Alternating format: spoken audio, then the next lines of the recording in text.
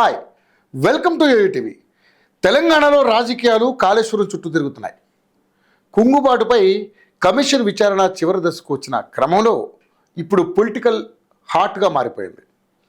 ఇక ప్రాజెక్టు అనుమతులు, నిర్మాణం, సాంకేతిక వివరాలకు సంబంధించి ఇప్పటికే 113 మందిని విచారించిన కమిషన్ వారి నుంచి వివరాలు రాబట్టింది. అందులో అన్ని విభాగాలకు చెందిన వారు ఉన్నారు. అయితే ఇప్పుడు విచారణ దాదాపుగా పూర్తవుతున్న టైంలో రాజకీయ నాయకుల పాత్ర మీద కమిషన్ దృష్టి పెట్టింది.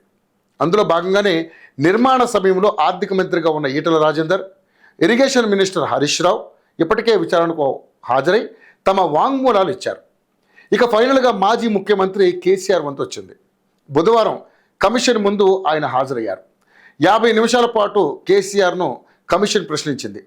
ప్రాజెక్టు నిర్మాణంపైనే ఎక్కువగా ప్రశ్నించినట్లుగా సమాచారం. తర్వాత కమిషన్ ఎలాంటి నిర్ణయం తీసుకోబోతుందన్నది ఇప్పుడు ఆసక్తికరంగా మారింది. అయితే ముందు అధికారులను ప్రశ్నించినప్పుడు వాళ్ళంతా అప్పుడున్న మంత్రులు, ముఖ్యమంత్రి పేరు చెప్పారట. అందుకే ఈ వాంగ్మూలాలను ఆధారం చేసుకుని రాజకీయ నాయకులకు నోటీసులు పంపి ప్రశ్నించినట్లుగా తెలుస్తోంది. విచారణలో ప్రధానంగా ప్రాజెక్టు డిజైన్ మార్పు, నీటి నిల్వ, బిల్లుల మంజూరు లాంటి అంశాలపై ప్రశ్నలు అడిగినట్లుగా సమాచారం. బ్యారేజీలలో నీటిని ఎవరు నిల్వ చేయమన్నారని అంటే దాంతో మాకేం సంబంధం, అది ఇంజనీరింగ్ అధికారుల పని అని హరీష్ రావు చెప్పేశారట. ఇక అంతకుముందు ఈటల రాజేందర్ కూడా టెక్నికల్ విషయాల్లో మాకు అవగాహన ఉండదు, ఆ వ్యవహారాలన్నింటినీ అధికారులు చూసుకుంటారు కదా అని క్లారిటీగా చెప్పినట్లుగా సమాచారం. ఇక దీంతో చివరిగా కేసీఆర్ కూడా ఇలాంటి సమాధానాలే చెప్పారనే అంచనాలు పెరుగుతున్నాయి. ఆయన కూడా పరిపాలనా వ్యవహారాలు తప్ప సాంకేతిక విషయాలతో మాకేం సంబంధం అని అంటే మాత్రం ఫైనల్గా అధికారులే ఇరుక్కుపోవచ్చన్న అంచనాలు తెలంగాణ రాజకీయాల్లో పెరిగిపోతున్నాయి.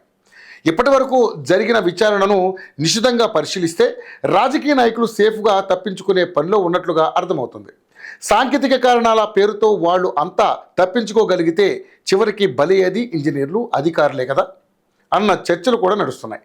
అదే సమయంలో మరో రకమైనటువంటి మాటలు కూడా వినిపిస్తున్నాయి.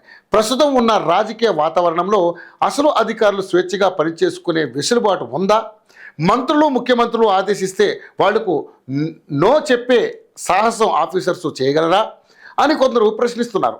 అదే సమయంలో కొందరు అధికారులు కూడా చట్టం అంటే భయం లేకుండా రాజకీయ నాయకులు ఏది చెప్తే అది చేయడానికి ఎక్కువ అలవాటు పడ్డారని, తమకున్న పరిజ్ఞానం, వాస్తవాలతో సంబంధం లేకుండా జీ హుజూర్ అనడానికి అలవాటు పడడం వల్లే వాళ్ళు ఎక్కువగా ఇరుక్కుంటున్నట్లుగా చెప్పుకుంటున్నారు.